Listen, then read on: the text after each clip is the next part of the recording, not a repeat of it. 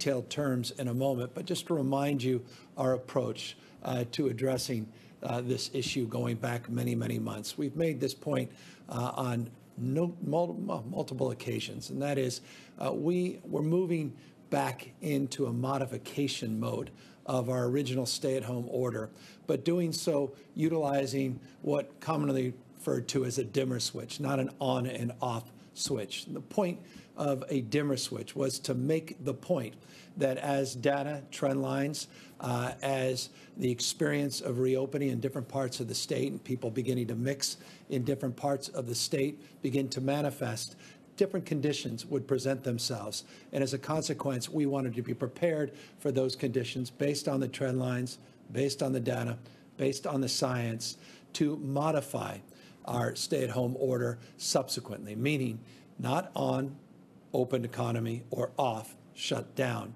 but a dimmer switch, looking at conditions throughout the nation's most populous state as they present themselves, as those trend lines become points of concern before they invariably become headlines. It's a consequence of increase in positivity rate, increase in hospitalizations and ICUs based upon the predicate, this foundation that we laid on utilizing a dimmer switch. Today, we are announcing additional statewide actions as it relates to our stay-at-home order here in the state of California. We are now effective today, requiring all counties to close their indoor activities, their indoor operations in the following sectors: restaurants, wineries, tasting rooms, movie theaters, family entertainment centers, zoos and museums, card rooms, and the shuttering of all bars. This is in every county in the state of California, not just the counties that were on the monitoring list that we announced on July 1st. So this is a new statewide action effective today. Every county in the state of California impacted by a requirement now to modify indoor operations and to expand opportunities for outdoor operations in these specific categories you see on the screen. We're also announcing effective immediately all the counties on our county monitoring lists. And I'll show you that list, an updated list, in just a moment. All the counties on the updated monitoring list, we are directing they close indoor operations in additional sectors. So the sectors that we're closing statewide, again, restaurants, wineries, movie theaters, family entertainment, zoos, museums, card rooms, and bars, to outdoor activities to the extent possible. Now, with counties on the monitoring list, we have this list: fitness centers, places of worship, offices for non-critical sectors, personal care services, that includes hair salons, barbershops, and indoor malls. So again, these are sectors to close indoor operations in the counties that are on the monitoring list, to include these additional sectors that you see on the list we've provided. I'll remind you that monitoring list is one that we hold very closely. We monitor every county in the state of California, but we provide additional technical assistance to the counties that you see on this list. The counties now you see on this list total 30. We are today announcing 4 additional counties have come onto our list: Placer County, Sonoma, Sutter, and Yuba County. These 30 counties in total represent about 80% of the population in the state of California. I made this point very clear many weeks ago when we introduced the monitoring list to all of you, that it's a dynamic list. Counties come on.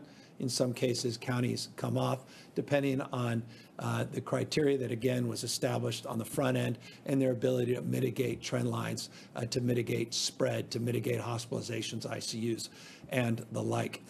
We anticipate over the next few days a number of other counties look like, based upon the trends, to be entering onto this list. Last Monday, just to put it in perspective, just to contextualize, if you tuned in last Monday, we had 23 counties on this list. Today, again, 30 counties on this list, 4 additional counties. This were placed over the weekend, and I anticipate at least 2 counties likely in the next day or two to be included in this list. So in these counties, we have added, I'll toggle back, a requirement that we close indoor operations for these sectors you see on the list. Again, personal care services, indoor malls, worship services, fitness centers, and the like. As it relates to the total number of cases we're experiencing here in the state of California, yesterday, in the latest reporting period, we had 8,358 cases. Again, I'm now tending to disproportionately encourage you to focus on the 7-day trends and average, as these numbers can go up and down. They can mislead, they generate a headline, but don't necessarily tell you what the trend lines are. Those 7-day averages, 14 days, even better, but give you a more contemporary 7-day average. You'll see that 7-day about 8,211, or actually at 8,211. So yesterday, a little above the 7-day average. Last week at this time, again, put it in perspective, again, 23 counties were on the monitor list, now 30. Last week's 7-day average was 7,876. 7,876. So you see that 7-day average trending upwards. What has trended down since the beginning of our reporting back in early April is the total positivity rates. I'll remind you again, total number of tests performed and the percentage of people that test positive, the positivity rate. It was originally very, very high as symptomatic people were going out and getting their tests. Now that we're providing an average of over 107,000 tests on a daily basis, not just the 2,000 tests that we were providing on a daily basis in April, you're seeing a positivity number increase, but the positivity rate has now settled in around 7.4%. In fact, specifically, over a 14-day period, 7.4%. Over a 7-day period, that number is at 7.7%. So 14-day positivity rate in the state of California, 7.4%. A 7-day average number of tests conducted over 107,000. For what it's worth, yesterday we tested over 137,000 people. Actually, if you round up more appropriately, 138,000 people were tested yesterday. As it relates to the test positivity rate, we constantly want to take a closer look. You'll see where we were just a few weeks ago at 6.1%. Now again at 7.4%. This represents a 21% increase in the test positivity rate over a 2-week period. Accordingly, as we see positivity rates increase, as I say often, you will see the lagging indicator of hospitalizations begin to increase. You're seeing hospitalization numbers increase 28% over a 2-week period. That's a little bit better than the 50% that we presented to you a week or so ago. For a 2-week period last week, we saw a 50% increase. We're seeing modest reduction in the rate of growth in hospitalizations, and that's why the 28% 2-week period is represented in this slide of increase in total number of people hospitalized.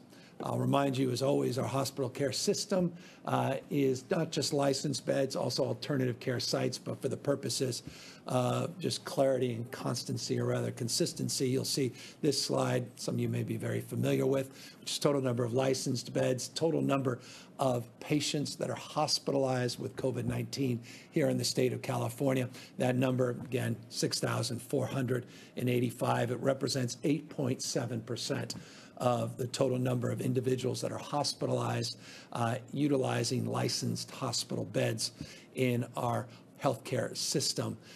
So we round up to 9%.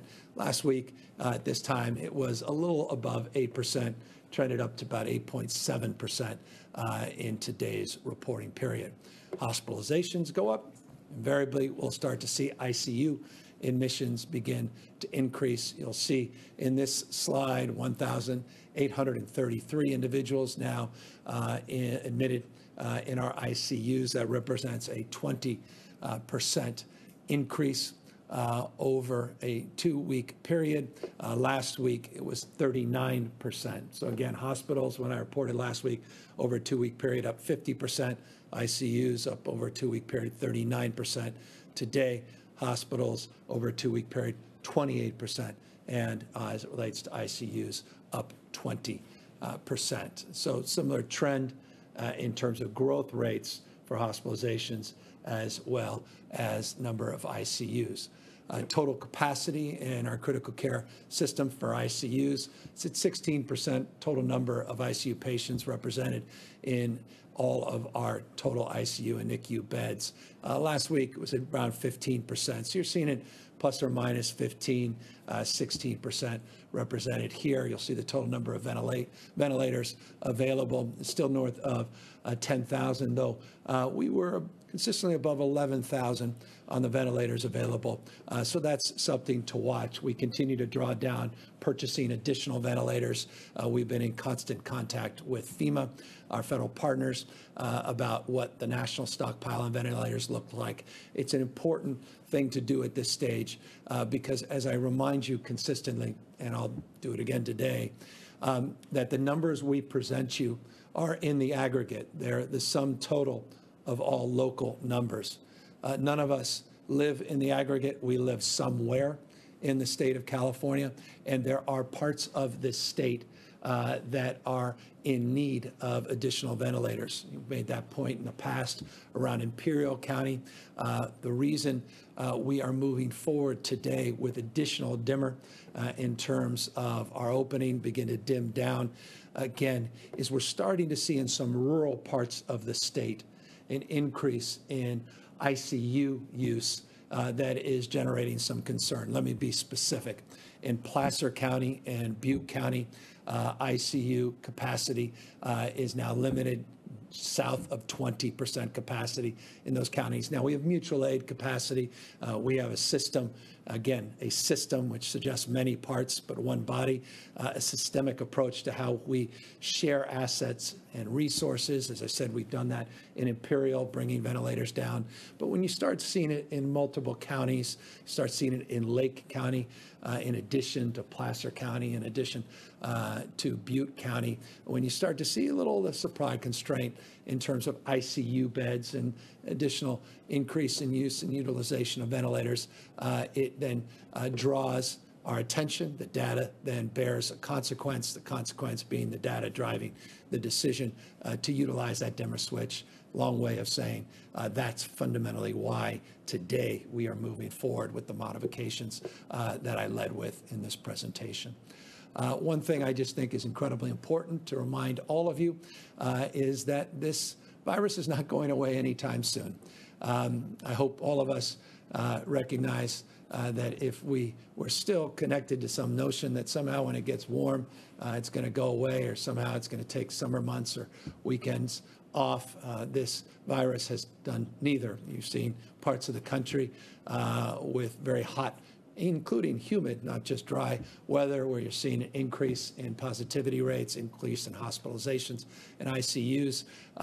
Here in the state of California, as we're seeing triple-digit weather in many parts of our state, we're still seeing an increase in the positivity rate, the community transmission.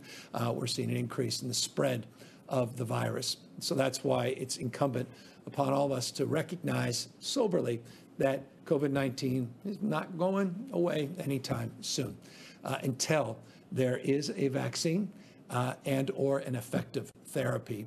And again, I focus on effective therapies because on the therapeutic side, this state is really leading the nation and in many respects the world in terms of the advanced trials that are being done here. And of course, as the birthplace of life science and biotech, we're very proud of our innovation in this space and our capacity to develop partnerships with our universities, our research and development, federal labs and the like, as well as the private sector and its ingenuity.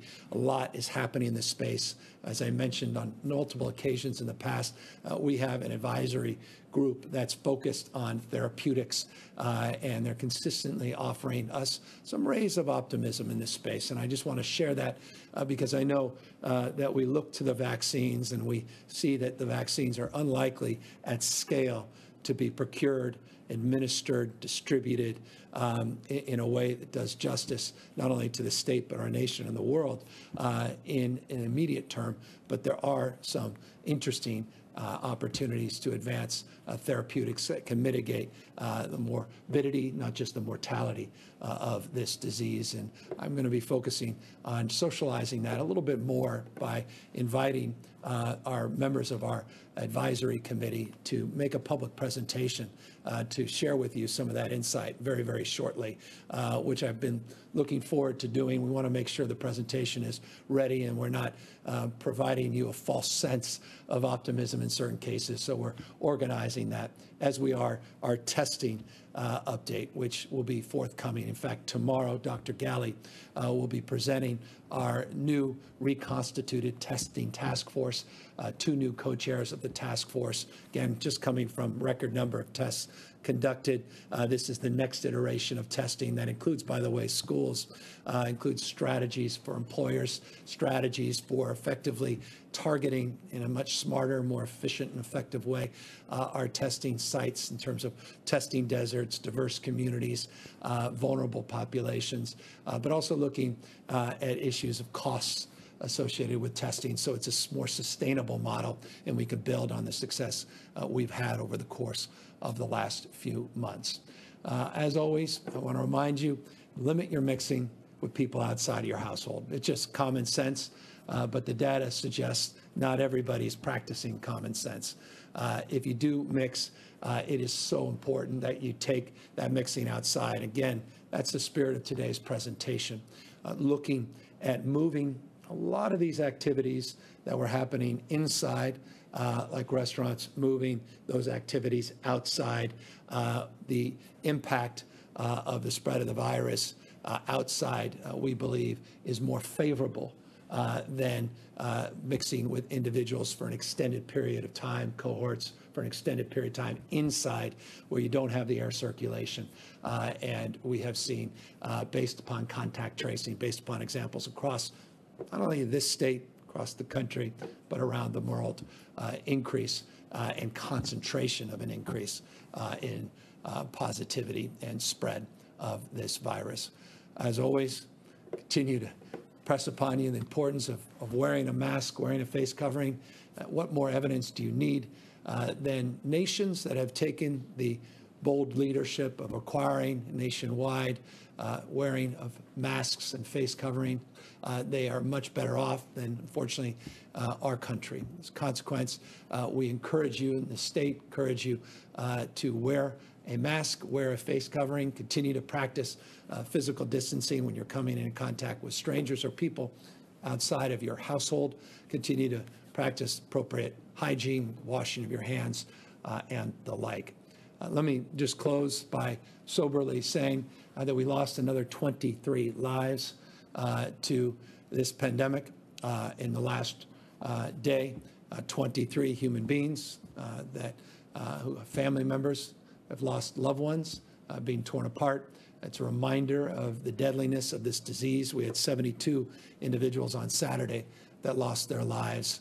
And so I just remind you that not only are people getting COVID-19, not only are we seeing people transmit this disease, but we're also continuing to see lives lost. You saw some of those numbers go up last week, north of 100 lives lost.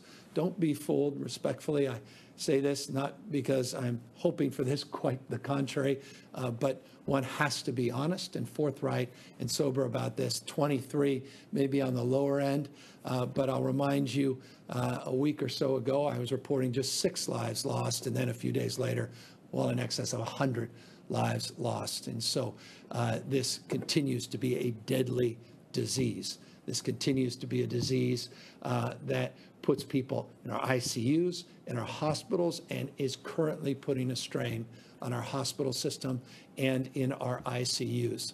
Good news is we have over 300 million masks, N95 masks, procedure masks in our current state stockpile. Hundreds of millions being distributed over the last few months. Hundreds of millions more will be distributed and are being distributed in real time as we built up our PPE.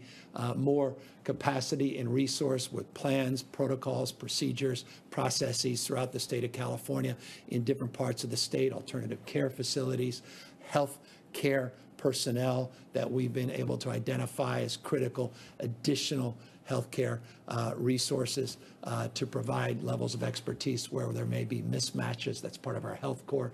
All of these things, including the cohort of now over 10,000 people that have been trained in our contact tracing core, all are advantageous in terms of meeting things head on and allowing us to navigate through this whitewater at the moment and through a little bit of the headwinds as it relates to a resurgence of sorts in this first wave of the pandemic.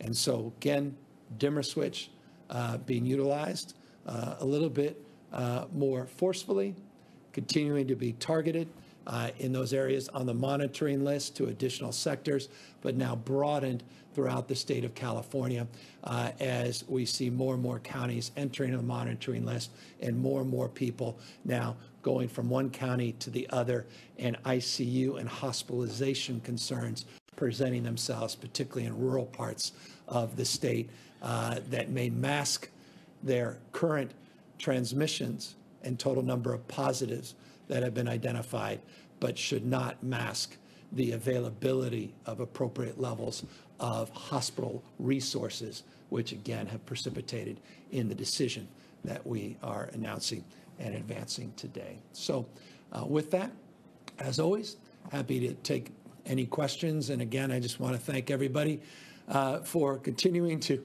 endure what I know is a very challenging and difficult period of time.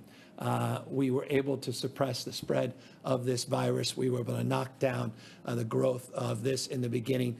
We're going to do that again. There's no doubt in my mind. But at the same time, that can't happen by demanding something of you. We just want to encourage you to do what you know needs to be done in terms of wearing that mask and physically distancing. And to the extent we have to look at sectors of our economy that reinforce a mandate of focus, we're doing just that. But we'll get through this. And let me again just thank each and every one of you from the bottom of my heart for your perseverance, for your patience, for your recognition, but also our collective reckoning of the virulence of this virus and the ubiquity of this virus and our need to maintain our vigilance and continue to do the good work we've done as a state over an extended period of time so we can work through this, get to the other side more resilient, more capable than ever. With that, happy to take any questions. Marisa Lagos, KQED. Hi, Governor. I have young kids, as do you, and I'm curious as to what kind of guidance you guys are going to be giving school districts. It's a real mix right now. It feels like if indoor activities at some of these other places aren't safe, they may not be for school districts, and I'm just curious as to how much the state intends to wade in since it's such a hodgepodge right now. Yeah, we've forcefully done just that. A number of months ago, we put out guidance for our schools. I'd encourage you and others to go to the covid19.ca.gov website, covid19.ca.gov website. You'll see the guidance we put out through our Department of Public Health. You'll see as well what CDE put out, California Department of Education put out as well. You know that there are different counties with local health guidelines and officials working in partnerships with their superintendent of public schools based on the conditions on the ground, making subsequent recommendations. As you saw demonstrably that at play today.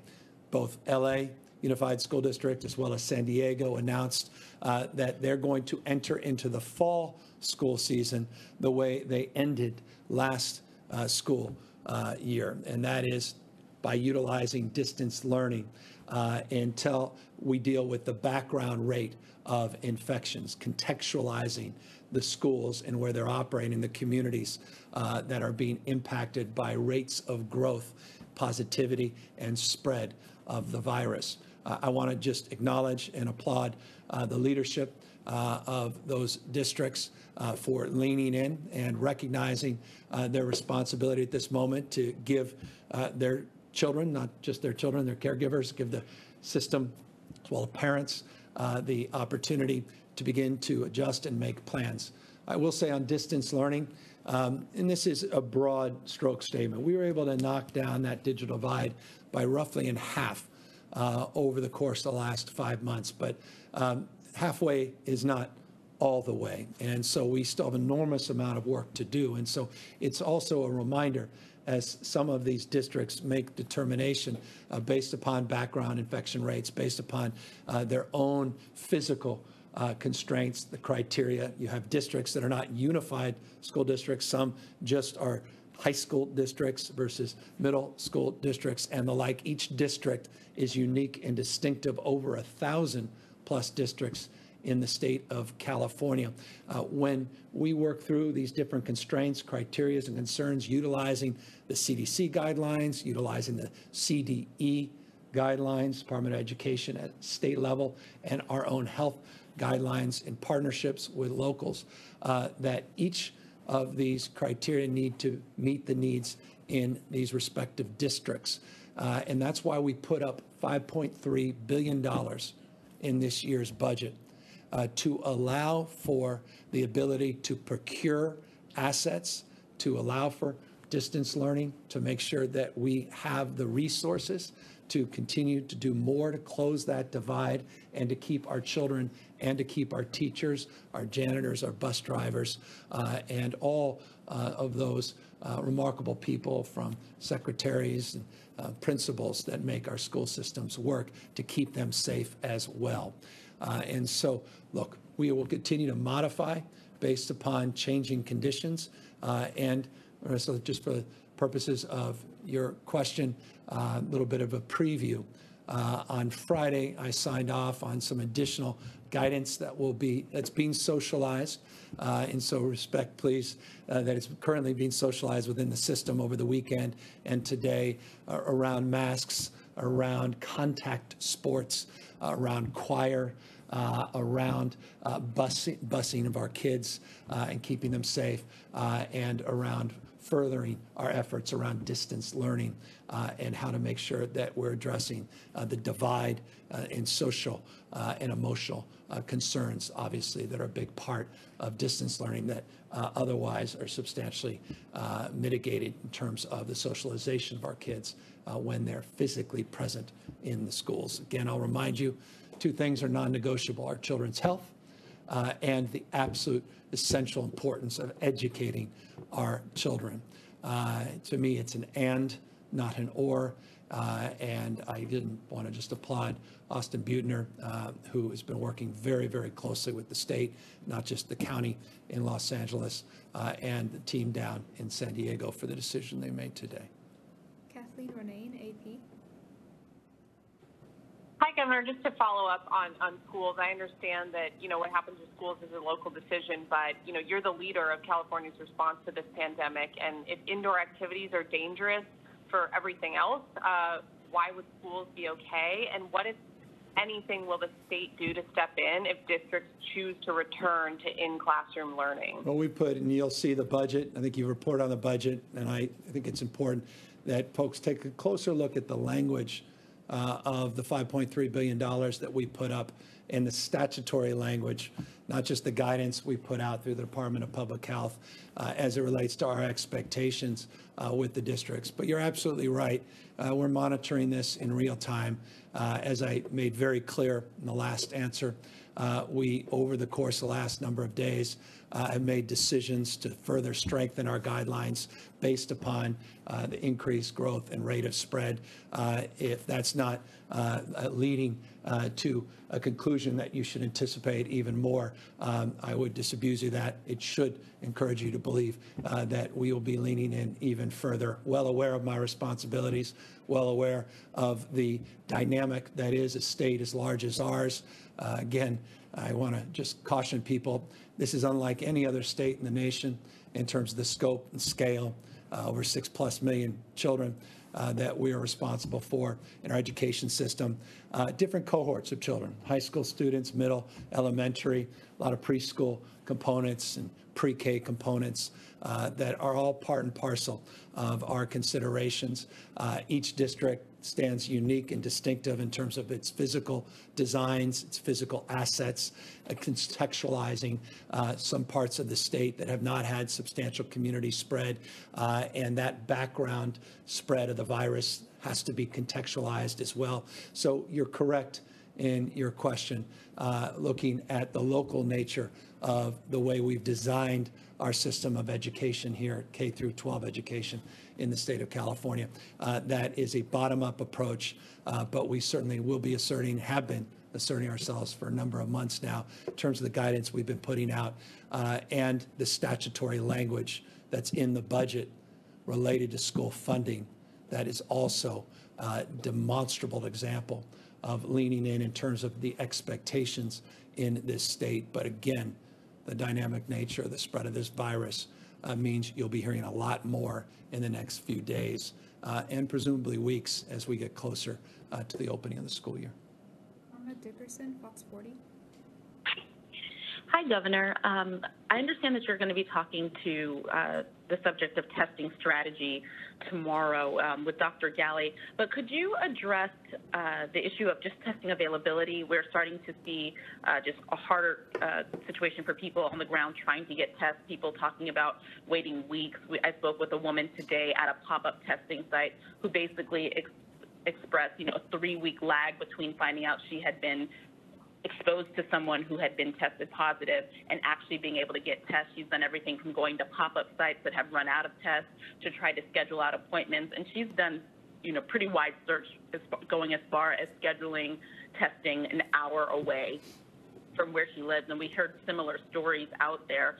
So can you just discuss what testing capacity is like at this point and what people can expect going forward? And also just the basic fundamental of when you're talking about 3 weeks from the time you're finding out that you've been exposed to the time you're actually getting tests with the lag in getting results. I mean, it'll be about a month before, when it's all said and done, before this woman knows whether or not she's positive for this. So, how that's actually effective at all. So I would encourage everybody that wants to access a test to go to the covid19.ca.gov website, covid19.ca.gov website. You can pull down, type in your zip code, which will give you a map of the most proximate testing sites in your area. We've been working over the course of last number of months to go from an average of 2,000 tests a day just over 90 days ago. Now you saw we are running at a record rate, more testing than the state has ever conducted over a 7-day period. You saw at the beginning of the presentation over 107,000 tests on average per day over the last week, 137, almost 138,000 tests conducted yesterday. I made this abundantly clear on many, many occasions. I'll do it again today. Even 137,000 tests is inadequate to meet the needs of a population as large as ours, including this individual that you have exampled. And so it's unacceptable in this nation and in this state that we are not in a position to be doing even larger scale testing that all of us have been very, very aggressively promoting and trying to manifest. We announced a task force a number of months ago when we were averaging just 2,000 tests a day, and we were able to reach some stretch goals we set out, 60,000, get to 80,000 as a stretch goal of tests that we conduct on a daily basis. We also targeted what we refer to as testing deserts all throughout the state of California. We also targeted our diverse communities within urban settings that were also under-resourced. So not just in rural parts of the state, not only in remote parts of the state, but also even in densely populated parts of the state, certain communities were not getting tested. We've seen marked improvement. I made it clear a week ago that the task force had done not only an admirable job, I believe an outstanding job. I complimented its two co-chairs and made it clear that we would be announcing two new co-chairs. In the presentation today, I reinforced and thank you for acknowledging that tomorrow Dr. Galley will be making a presentation announcing the two new task force members and addressing exactly the concern that you're bringing up as it relates to access issues that remain stubborn, issues related to supplies that once again are presenting themselves, particularly in the PCR tests as it relates to transport media, viral collection, the ability to get swabs, the questions that were long-standing concerns. We're continuing now when you see a scale of testing happening in other parts of the country. We're starting to see constraints again, including time to test results. We've seen a real marked improvement for a number of months, and now we're starting to see delays once again in terms of the testing results. So your example is a twofold example of someone who may have had a difficult time accessing a test, and then after they get tests, to have a difficult time being patient, waiting for those test results. That's exactly what Dr. Galley will be discussing tomorrow, our new strategy, our new approach, and new partnerships we've formed. Rather than complaining about it like we did the last time, we're doing something about it. We'll do this again as it relates to different capacity building partnerships and a different approach that he'll be highlighting in detail tomorrow. Doug Sovereign, KCBS Radio. Hi, Governor. Thank you. I want to ask you about Alameda County. As you may be aware, there's been a lot of confusion in Alameda County the last few days. It had been allowing outdoor dining for the last few weeks, found out Thursday it wasn't supposed to. The county issued a new order. There was confusion between the state and the county.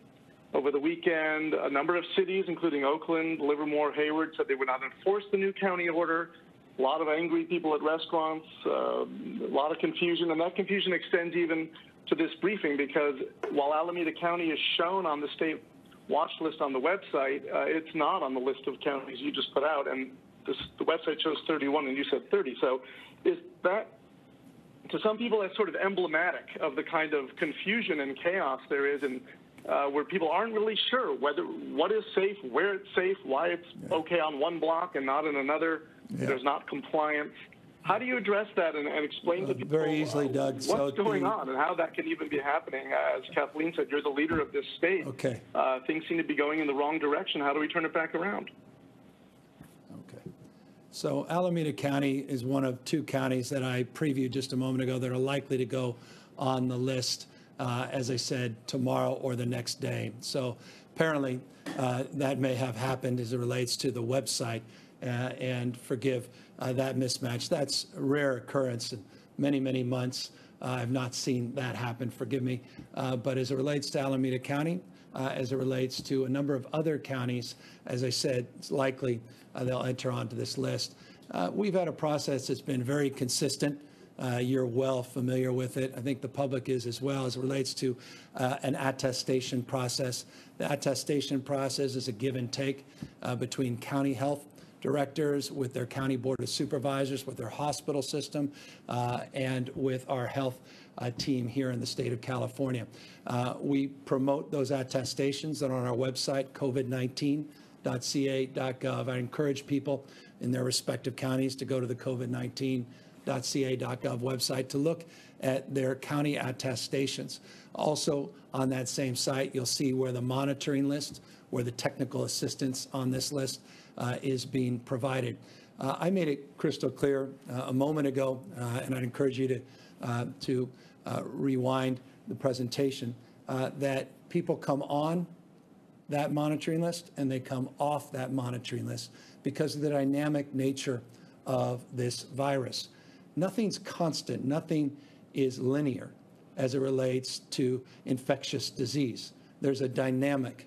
And that dynamic needs to be monitored in real time. The purpose of the presentation today, many other presentations, is to make that point and reinforce it by saying it is not an on and off switch. It's a dimmer switch. And any of you have used a dimmer switch. A dimmer switch goes up and down based upon changing conditions, based upon context or what you're trying to accomplish. And so that's exactly what we're doing as things dynamically change, as we see the spread, as we see our capacity in certain parts of the state improve, we see capacity constraints in other parts of the state. And as a consequence, we have to continue to toggle back and forth. And so that's part of our resolve. It's part of the leadership in the state, the first state in the country, to move forward with a stay-at-home order. That didn't mean we shut down every sector of the economy. Mark this as a consideration. 60+% of the economy still remained open, even after the stay-at-home order. We began to make modifications after extended period of time of stabilization of our hospitalizations, stabilizations in our ICUs, stabilization in terms of the positivity rate, to make some modifications based upon local conditions in a state as large as ours. That was the attestation process, and this is now the monitoring of that attestation process and the technical assistance. And that is an iterative process. It's a dynamic process. Again, not linear, and that dynamism as it relates to the spread of this disease is marked by my weekly presentations where we try to be as forthright and transparent and as direct as we possibly can with you and many others.